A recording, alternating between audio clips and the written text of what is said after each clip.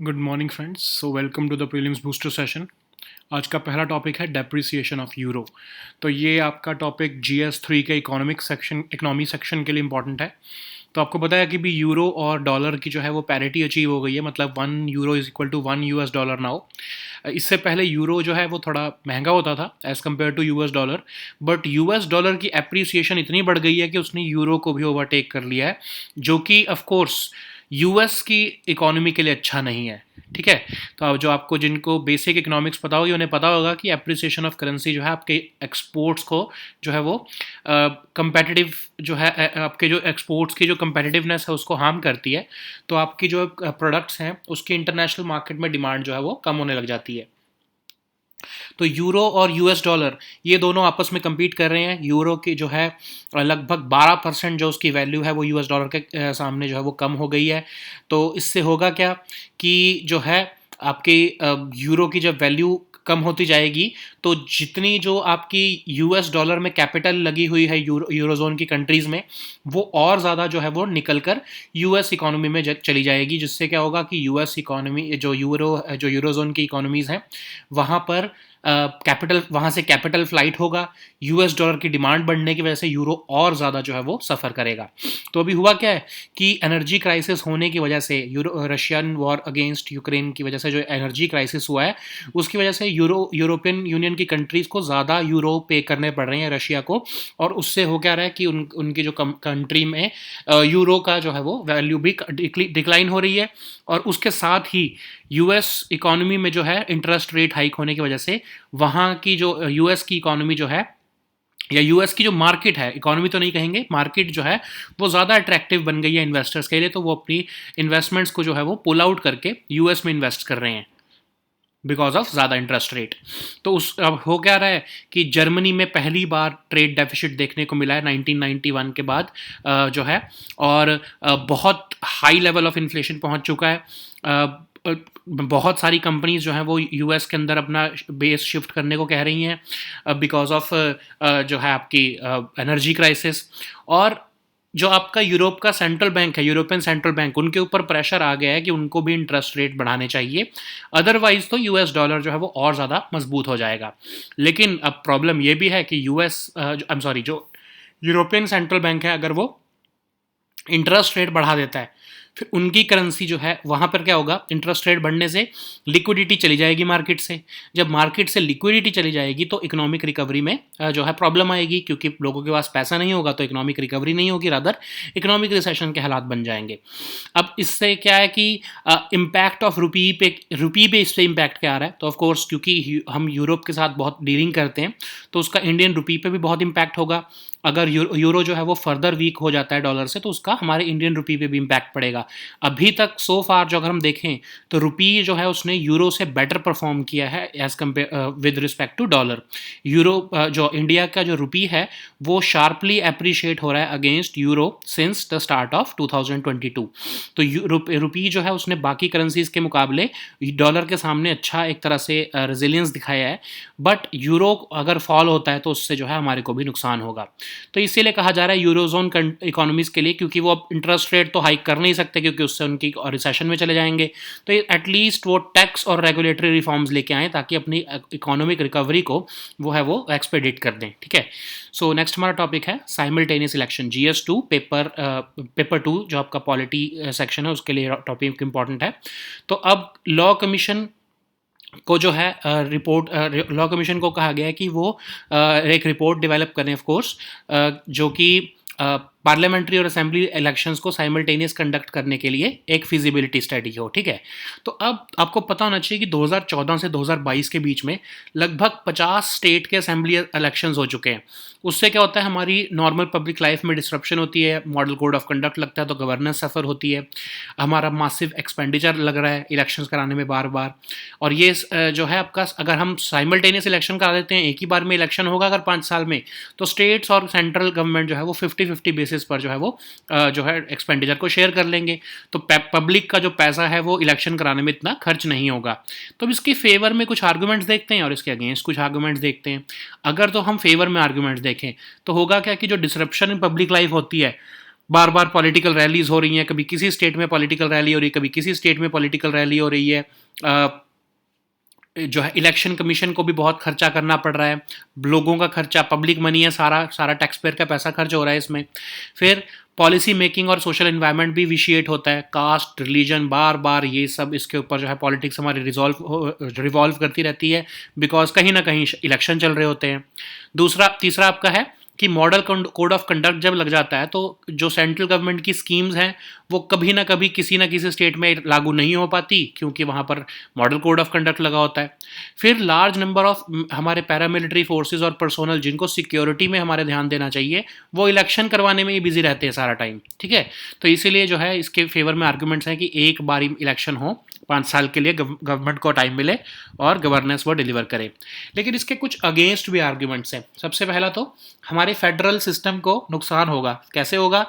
जब अगर समझ लो जब एक ही बार इलेक्शंस हो रहे हैं तो ऐसा हो सकता है कि किसी एक पार्टी की, किसी एक लीडर की लहर हो, और उस लहर में जो लोग जब वोट करने जा रहे हैं, एक ही बार वोट करने जा रहे हैं, तो वो पार्लियामेंट्री इलेक्शंस के लिए भी उसी लीड पार्टी को वोट कर देंगे, और जो है नेशनल जो आपकी स्टेट असेंबली के लिए भी उसी पार्टी को वोट कर देंगे।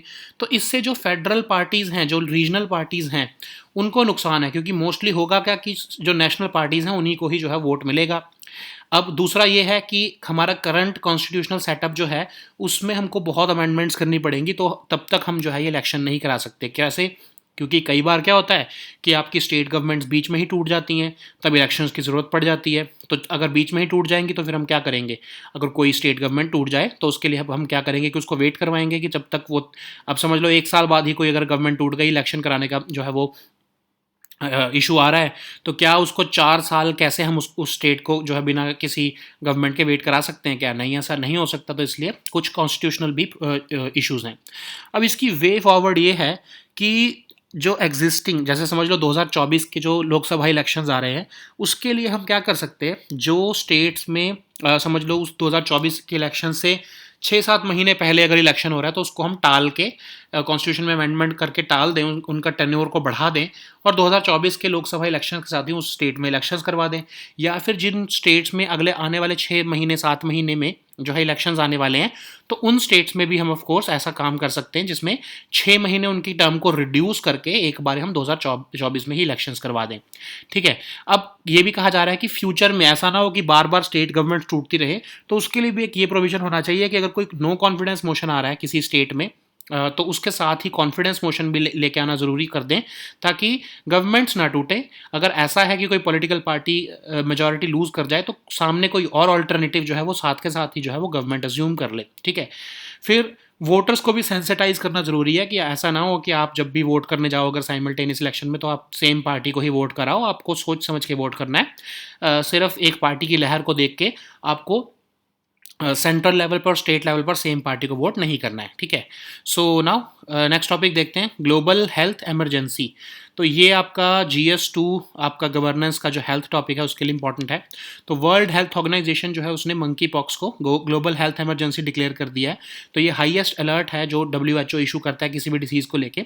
अभी तक टोटल अगर हम मंकी पॉक्स को इंक्लूड करें तो टोटल 3 बीमारियां हैं जिनके लिए जिनको ग्लोबल हेल्थ इमरजेंसी की लिस्ट में डाला गया है। पहला तो ऑफ कोर्स आपका कोविड है, दूसरा आपका पोलियो है, और तीसरा ये मंकी पॉक्स हो गया है, ठीक है। तो मंकी पॉक्स क्या होता है? एक ऑर्थोपॉक्स वायरस है। सेम आपका जो स्मॉल पॉक्स वायरस जो होता है उसी जीनस ऑफ वायरसेस में ही है, उसी जीनस ऑफ वायरस को हम ऑर्थोपॉक्स वायरस कहते हैं, और उसी की वजह से जो है ये मंकी पॉक्स भी होता है। तो इसके सिम्टम्स भी स्मॉल पॉक्स जैसे ही होते हैं, लेकिन थोड़े से कम होते हैं, लेस सीवियर होते हैं। तो ये कहाँ पर ज़्यादा प्रेवलेंट है? आपके वेस्ट अफ्रीका वाले रीजन में, कॉन्गो बेसिन वाले रीजन में, या फिर जिसको आप कह सकते हो सेंट्रल अफ्रीकन क्लैड, ये में ज़्यादा जो ये फैला रहता है। लेकिन ऑफ कोर्स अब ये पूरी दुनिया में फैलना शुरू हो गया। लगभग 16,000 केसेस आए हैं अभी। रादर जो है कल ही हमने शाम को न्यूज़ देखी थी कि दिल्ली में एक ऐसा केस आया जिसकी कोई ट्रैवल हिस्ट्री नहीं है फॉरेन कंट्री के, और वो फिर भी घर पर बैठा जो है वो मंकी पॉक्स से इन्फेक्ट हो गया। तो अब जनरली ये ट्रॉपिकल रेन फॉरेस्ट वाले एरिया में ज़्यादातर ये डिसीज़ होती है। इसको स्क्विरल में, रैट्स में, डॉर्मिस में, मंकी में जो है, हर उसमें एनिमल में भी देखा गया इस डिसीज़ को। तो अब इसकी ट्रांसमिशन कैसे होती है? तो ह्यूमन टू ह्यूमन ट्रांसमिशन जो है वो लिमिटेड है। जनरली जो है बॉडीली फ्लूइड्स के एक्सचेंज होने से ही ये ट्रांसमिट होता है। इवन रेस्पिरेटरी ड्रॉपलेट्स या फिर कंटेमिनेटेड ऑब्जेक्ट्स से भी ट्रांसमिट हो सकता है। सो नेक्स्ट हमारा टॉपिक है फंडिंग ऑफ स्टेट्स। तो ये भी आपका GS2 का जो आपका गवर्नेंस का टॉपिक है, जिसमें आपका बजट आ जाता है टॉपिक, उसके लिए इंपॉर्टेंट है। तो अभी सेंट्रल गवर्नमेंट और RBI ने बैंक्स को, खासकर पब्लिक सेक्टर बैंक्स को पुल किया है कि आप स्टेट गवर्नमेंट एंटिटीज़ को एस्क्रो अकाउंट में लोन मत दो। तो अभी हो क्या रहा है कि बहुत सारी स्टेट्स, उत्तर प्रदेश, मध्य प्रदेश, पंजाब, हिमाचल प्रदेश, आंध्र प्रदेश, इनमें ऐसा देखा गया है कि ये स्टेट्स क्या कर रही हैं कि ये अपनी फ्यूचर रेवेन्यू के ऊपर लोन ले रही हैं, या फिर अपने म्यूनिसिपल पार्क्स, कलेक्टर के office, taluk office, court, hospital, इन सब को एज सिक्योरिटी डिपॉजिट करके बैंक से लोन उठा रही हैं। मतलब सोचो, पब्लिक की जो है प्रॉपर्टी को या सोवरेन प्रॉपर्टी को ये एक तरह से कोलैटरल समझकर जो है बैंक में डिपॉजिट करा के उसके ऊपर लोन ले रही हैं। इनके इतने बुरे हाल आ गए हैं हमारी स्टेट्स के, ठीक है। तो ये खासकर ये जो स्टेट्स का मैंने आपको नाम मेंशन किया है, इन स्टेट्स ने ये प्रैक्टिस शुरू कर दी है। इवन क्या कर रहे हैं कि जब इनको कुछ भी मॉर्टगेज करने को नहीं मिलता तो क्या करते हैं, ये कह के बैंक से लोन लेने की कोशिश करते हैं कि फ्यूचर में जो हमारी टैक्स कलेक्शन होगी वो उससे हम आपका लोन चुका देंगे। तो मतलब स्टेट जो है वो इस लेवल पर उतर आई हैं अपनी फाइनेंशियल एक तरह से प्रोफिलिगेसी में, कि वो अपनी फ्यूचर इनकम जो कि टैक्स पेयर का पैसा है उसके ऊपर जो है वो लोन लेना शुरू कर चुकी हैं। पब्लिक के जो प्रॉपर्टी है उसको गिरवी रख के लोन लेना शुरू कर चुकी हैं। तो फाइनेंस मिनिस्ट्री ने जितने आपके ये PSU बैंक जैसे SBI है उनको पुल अप किया कि आपने ऐसे लोन अब इनको नहीं देने हैं। तो इस बोरोइंग ऑफ स्टेट्स देखते हैं।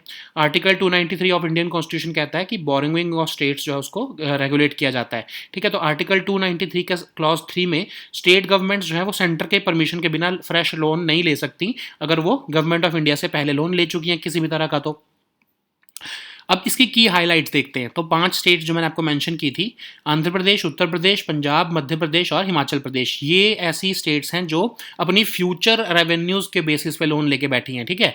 अब अपने जो है public park, municipal park, collector का ऑफिस, तालुक का ऑफिस, इन सब को भी गिरवी रख के लोन ले रही हैं।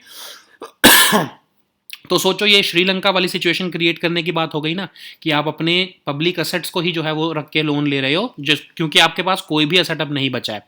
तो सेंट्रल गवर्नमेंट ने बोला है कि ये फ्यूचर में जो ये सब इस तरह से लोन लेना जो है वो आर्टिकल 266 में अलाउड नहीं है, क्योंकि जो भी टैक्सेस या लोन्स जो भी उससे इनकम होगी वो सीधा consolidated fund of the state में जाती है। तो आप ऐसा कैसे कर सकते हो, स्टेट को कहा है कि आप अपनी फ्यूचर रेवेन्यू जो है वो बैंक्स के ऊपर गिरवी रख दो, बैंक्स के पास गिरवी रख दो। मतलब फ्यूचर में जो भी हमारा पैसा आएगा वो हम आपको बैंक को दे देंगे, मतलब हम ये कह के लोन ले रहे हैं। तो ऐसा तो हो ही नहीं सकता, क्योंकि हमको तो consolidated fund of the state में डालना है उसको। तो ये एक तरह से आप कॉन्स्टिट्यूशनल को वायोलेट कर रहे हो। फिर उन्होंने बोला कि सारा स्ट्रेन जो है वो एक्चुअली पब्लिक सेक्टर बैंक्स पर पड़ेगा, और उससे जो है वो आपकी NPA की सिचुएशन आ जाएगी अगर जो है स्टेट्स जो है वो बस्ट हो जाती हैं तो, ठीक है।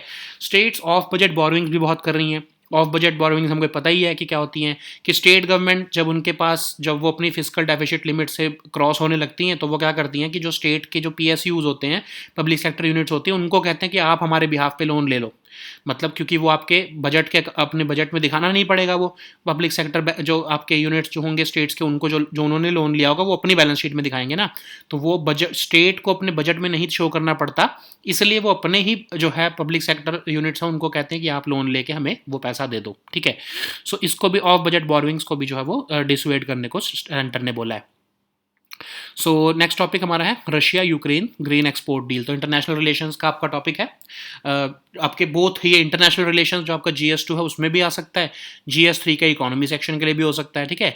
तो यूक्रेन और रशिया ने एक UN बैक डील साइन किया है कि ब्लैक सी के पोर्ट से जो ग्रेन है वो एक्सपोर्ट किया जा सकेगा।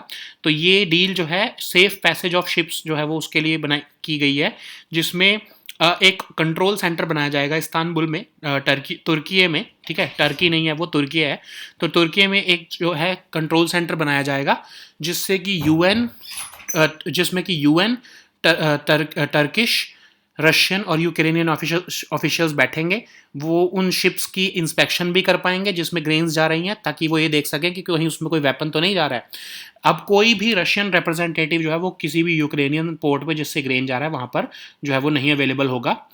इस डील में बोला गया है। और ये क्यों इंपॉर्टेंट है डील, क्योंकि हमारे लिए ग्लोबल फूड क्राइसिस आ रहा है पूरी दुनिया में, जो बहुत सी ऐसे हमारे ग्रेन्स हैं जैसे कि वीट, कॉर्न, सनफ्लावर ऑयल, इसका क्राइसिस हो गया है क्योंकि यूक्रेन बहुत बड़ा एक सप्लायर है। तो अभी क्या हो रहा था कि यूरोप से हम रेल, रोड और रिवर के थ्रू जो है वो ट्रांसपोर्ट कर रहे हैं, बट वो इतना नहीं ट्रांसपोर्ट हो पा रहा है कि वो ग्लोबल फूड क्राइसिस को अवर्ट कर सके। ठीक है, तो ये डील इसलिए इंपॉर्टेंट है। नेक्स्ट हमारा टॉपिक है हैबिटेट ऑफ बैट्स। तो ये इन्वायरमेंट आपका टॉपिक जो है GS3 उसके लिए इंपॉर्टेंट है। तो अब एक स्टडी कंडक्ट की गई है वेस्टर्न घाट्स में, साधन वेस्टर्न घाट्स में, जिसमें कहा गया कि 50% ऑफ हैबिटेट जो हैं, जो कि बैट्स के लिए सूटेबल है, वो उससे बाहर रह रहे हैं, मतलब प्रोटेक्टेड एरिया से बाहर रह रहे हैं। तो जो वो है उनके ऊपर खतरा हो सकता है, उनकी पोचिंग हो सकती है, उनके हैबिटेट लॉस हो सकता है, लोकल कम्युनिटीज़ उन्हें मार सकती है, क्योंकि खासकर ये एक इल्ज़ाम लगाया जा रहा है कि कोविड जो है वो बैट से फैलता है। तो अब जो है ऑथर्स ने अपनी स्टडी में कहा है कि 1600 किलोमीटर का जो एरिया है सदर्न वेस्टर्न घाट्स का, केरला, कर्नाटका और तमिलनाडु का, खासकर जो ये 6 मेजर बायोडाइवर्सिटी हॉटस्पॉट्स का एरिया, इसमें ना रहते हुए बल्कि 50% जो बैट्स हैं वो इस हैबिटेट से बाहर रह रहे हैं। तो 7 ऑफ द 37 बैट स्पीशीज़ में देखा गया कि उनकी डिस्ट्रीब्यूशन बहुत ब्रॉड हो चुकी है, और सिर्फ 2 ही ऐसी स्पीशीज़ हैं बैट की जो कि इन प्रोटेक्टेड एरियाज़ में इस टाइम पर रह रही है। ठीक है, तो इनको खतरा है इन बैट्स को, ये स्टडी ऐसा कह रही है। सो नेक्स्ट हमारा टॉपिक है आदि कृथिगई। तो ये आपके आर्ट एंड कल्चर टॉपिक जो है उसके लिए इंपॉर्टेंट है। तो पीएम मोदी जो है उन्होंने ग्रीटिंग्स दी हैं on the special day of आदि कृथिगई। तो ये एक बहुत इंपॉर्टेंट फेस्टिवल है तमिलनाडु में। ये आपके आदि मंथ में सेलिब्रेट किया जाता है। कहा जाता है कि इस टाइम पर लॉर्ड मुरुग जो हैं या सुब्रमण्य जो है वो जो है इस टाइम पर एमर्ज हुए थे फ्रॉम द अर्थ, पहली बार एमर्ज हुए थे to symbolise the victory of god good over evil. ठीक है, तो मुरुगन टेम्पल जो है तमिलनाडु के, वहाँ पर इस फेस्टिवल को सेलिब्रेट किया जाता है। So now let us see all these topics in English. So the first topic is depreciation of rupee. So recently the euro has achieved parity with the US dollars, and so this topic is important, of course, for your GS3 economy section. So the euro has achieved parity with US dollar, and now 1 euro has become equal to 1 US dollar. So you know that earlier the euro was more in value as compared to US dollar, but US dollar is appreciating so fast that it is dwarfing out all the competitive currencies, which is of course rather bad for the US economy. You know that if there is appreciation in your currency, then your exports become less competitive, and that's why your economy starts suffering. So that this is what is happening now. US economy is fastly moving towards recession because of this US dollar appreciation, and euro has reached this parity.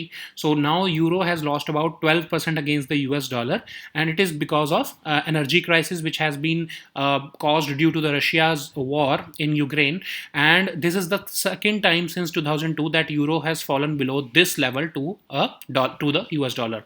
So Eurozone is left with a weak economy and a high inflation due to this COVID pandemic, and Germany registered its first trade deficit since 1991 in May 2022. Europe is completely dependent on Russian oil and gas, and it has caused energy prices to spike because now the Russian oil and gas the rates have surpassed any previous level. So now euro has to spend more and more euros. Eurozone countries have to spend more and more euros to buy Russian oil and gas, and this is why their currency is being spent, leading to economic collapse of these countries. Also, because US Federal Reserve is raising interest rates to deal with their inflation at home. So this is what is happening is demand for US dollars is increasing while the demand for euro remains the same. So what is happening is that US dollar is appreciating while euro is if not depreciating, then at least it remains stagnant. So what is happening is that all the companies or the investors who had invested in eurozone countries, they are now shifting back to US dollar because it is appreciating, and their market becomes more impressive for them just for investments. Just remember this: economy and market, these are two separate things. Market may be lucrative, but economy is suffering. Okay, so US market may be lucrative for investors, but US economy is going to suffer a lot because of it. Okay, it may even enter into recession period. So what is the solution for it? if of course the European Central Bank increases interest rates, then it may compete with the US dollar, but it would not be appropriate, because if Eurozone also starts increasing interest rates, then they may enter into economic recession. So that's a big concern, whether to increase the interest rate or not. Okay, so this is a concern with the euro. So what would be its impact on rupee? So because currently we are, if we compare it with other currencies, then currently we are performing better than other currencies in terms of a fight with the US dollar. Even if we compare it with the euro, we have done better than euro against the US dollar. But if eurozone increases its interest rates, then of course Indian rupee may get a sigh of relief for a little period. But what will happen is that eurozone will enter into economic crisis, and that would not be good for us, because then we have immense trade linkages with euro zone countries, and that would be a blow to our economy also, because our exports to the eurozone countries would suffer. Okay, so that's why we have to see the impact. Maybe it is being said that probably in the next few months this may ease out. The US Federal Reserve may not, of course, stop until they deal with their own inflation. But who knows what is going to happen. But maybe, being an optimist, we can say that this phenomena may be short term, and this US Federal Reserve action against their inflation may be short lived. So even, that you may have seen in articles also, that countries are now entering into bilateral arrangements, and they are trying to de-dollarize the trade. So that would be a good alternative, that the countries, because currently US is only exporting kind of inflation to the other economies. So that's why it is important that we, all other countries, should start de-dollarizing their trade, because otherwise our significant dependence on US dollar is harming our currency. Okay, so what is the way forward for eurozone economies? Because it cannot raise interest rates, otherwise it may risk going into recession. So that's why it is important that they should enact certain tax and regulatory reforms to expedite their recovery and de-dollarize even their economies. So the next topic is simultaneous elections. So this topic is important for your GS2 polity section. So Law Commission is going to see the idea of holding simultaneous parliamentary and assembly elections. So this has been informed by the Union Law Minister recently in Lok Sabha. You know that between 2014 and 2022, about 50 state legislative assembly elections happened. So these frequent elections lead to disruption of normal public life. It also harms our economy, because it leads to massive expenditure on just elections every year. If we go for simultaneous polls once in 5 years, or let's say twice in 5 years, then this expenditure would be borne by the states and the center on 50-50 basis. So thereby it would lead to substantial savings of the taxpayers' money. So what are the arguments in favor of simultaneous elections? Of course, this would, because frequent elections lead to disruption in public life, and incessant use of loudspeakers, political rallies, corruption. Election Commission also has to spend a lot of money in holding elections. So large public money is wasted due to frequent elections. So otherwise this can be used for your infrastructure or other needs. So that's why it is important to have once or twice elections in the 5-year time frame. So the second reason is that policy making and social environment gets vitiated. You know that constant elections also lead to vitiation of society, because caste, religion, subcaste, other divisive forces come into picture. Also, it also leads to poor governance, because model code of conduct comes into the picture, and the central government is unable to implement the schemes or central schemes in those areas, or introduce new schemes in those areas where there are elections, because of model code of conduct. Also, a large number of personnel and paramilitary forces who are meant for security of the state are diverted to these states which are going for elections. So once, if we have this simultaneous elections, then they would be freed and they would be deployed for our security purpose. What are the arguments against this simultaneous elections? Of course, that would weaken our fabric the fabric of our federal system, because when people go to the same booth and vote for in both assembly and Lok Sabha elections together, then there is a strong chance that they would vote for the same national political party, and in that case regional parties would suffer. The second reason is that in the current constitutional provisions, it is not feasible to hold simultaneous elections, because certain assemblies have all assemblies rather have different time frames. What is the way forward? So first we have to make a constitutional amendment. In case there is, let's take the example of 2024 elections. Let's suppose that a state is going to elections in let's say December 2023.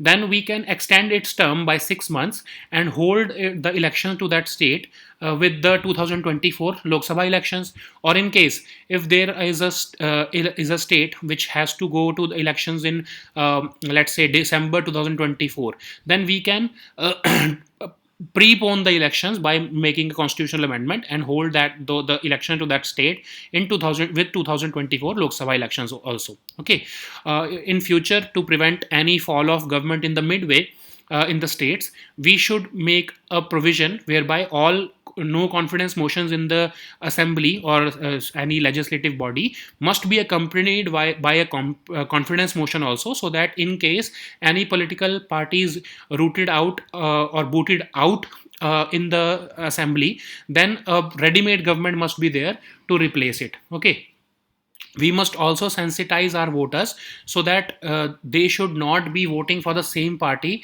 once the elections are held simultaneously. Okay. So that's why these are certain suggestions which can help us in simultaneous elections. So the next topic is global health emergency. So this topic is important for your GS2 governance topic, which is of course your subtopic health, and it can also be important for your international relations also. So World Health Organization has declared monkeypox as a global health emergency. So this global health emergency is the highest alert that WHO can issue, and currently there are 3 diseases which are under the global health emergency tag. First, of course, is coronavirus. Second, of course, is the polio, and the third one now is monkeypox. So monkeypox is an orthopox virus, and it belongs to the same genus of virus which causes smallpox. So that's why it is being said the smallpox virus is almost 85% effective against monkeypox. So the monkeypox symptoms are also similar to smallpox, but they are less severe. So where is it more prevalent? So it is more prevalent in the Central African clade, that is near the West African and Congo Basin clade, and it is transmitted from infected animals to humans. So the cases occur close to the tropical rainforests, and it has been detected in squirrels, Gambian rats, dormice, or even some species of monkeys. The transmission in human to human, the human to human transmission is limited, and it generally occurs if there is any contact with bodily fluids. So recently, you know that just yesterday evening, we saw in the news that there was a case in Delhi when a person contacted monkeypox virus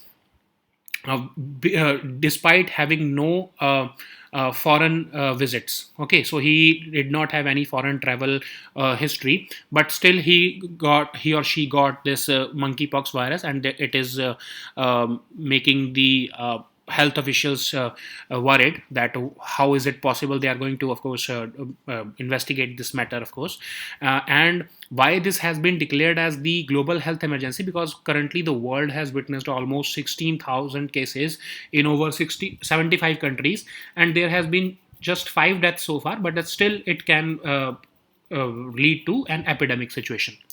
So anyways, the next topic is funding of states. So this topic is important for your GS2 governance, budgetary topic.